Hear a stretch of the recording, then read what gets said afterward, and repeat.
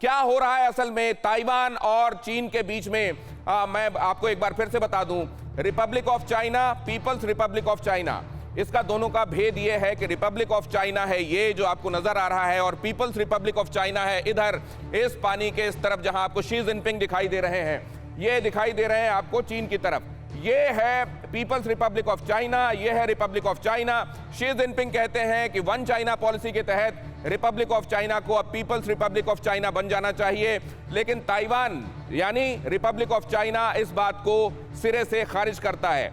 अभी तक तो ये चल रहा था, ये कहा सुनी, ये एक दूसरे को धमकाना, त्योरियां चढ़ाना चल रहा था। चीन जाहिर है एक बहुत बड़ा मुल्क है ताइवान के सामने। ताइवान की कुल सेना को अगर आप देखें तो वहां की कुल सेना 1,50,000 की है, जबकि चीन ये दावा करता है कि उसके पास तो 20 लाख सैनिक हैं और 5,000 वो रिजर्व रखता है अपनी कुल सेना का जब जिक्र करता है। तो उस हिसाब से देखें तो ताइवान बहुत छोटा है, लेकिन ताइवान इस लिहाज से मजबूत है कि ताइवान के साथ है अमेरिका, और ताइवान के साथ क्योंकि अमेरिका जुड़ गया है लिहाजा उसकी ताकत कई गुना ज्यादा है।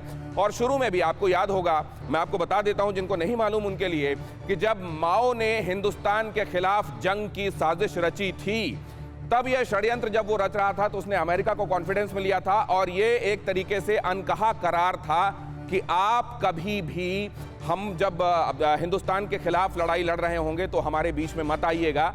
और ये भी पूछा गया था कि अगर हम हिंदुस्तान के खिलाफ जंग छेड़ते हैं तो ऐसा तो नहीं होगा कि ताइवान वाले मामले में आप हमारे ऊपर इंटरफेयर करने लगे। और जब ये बातें सुनिश्चित कर ली गई थी तब 62 के युद्ध में चाइना ने कदम रखा था हिंदुस्तान के खिलाफ। बहरहाल वो बातें इतिहास की हो गई। वो जो तब से चला आ रहा झगड़ा है वो आज भी ताइवान को लेकर चाइना का चल रहा है। और अब क्योंकि अमेरिका के स्वास्थ्य मंत्री ने ताइवान का दौरा करना सुनिश्चित किया और उसके बाद से चीन को और ज्यादा मिर्ची लग गई, और चीन ये कहने लगा कि भाई साहब ये तो गलत है, आप क्यों मदाखलत कर रहे हैं उस जगह पर जहां हमने आपको बार बार बताया है कि आप मत इंटरफेयर कीजिए।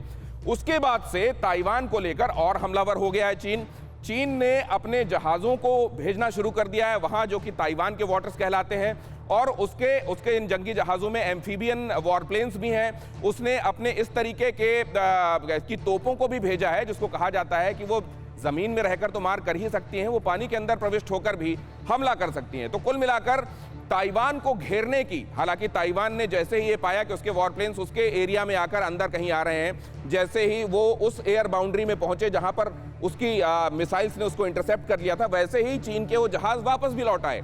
मतलब ये आंखें तरेरना उस हद तक भी नहीं है कि किसी तरीके का जोखिम मोल ले लिया जाए। लेकिन आपको ये याद होगा कि शी जिनपिंग ने ग्रेट हॉल ऑफ पीपल्स में ये बात कही थी कि आप इस बात को सुनिश्चित माने कि हमने ऐसा कोई वादा नहीं किया है कि अगर ताइवान को हमको अपने आप में शामिल करना है तो हम अपनी ताकतों के विकल्प पर विचार नहीं करेंगे। हालांकि ये कूटनीतिक भाषा है, ये गोल गोल भाषा है, लेकिन इसमें एक मैसेज स्पष्ट था कि जब चाहेंगे तब ताइवान के ऊपर अपनी पूरी ताकत का प्रयोग करके उसको अपने आप में शामिल कर लेंगे।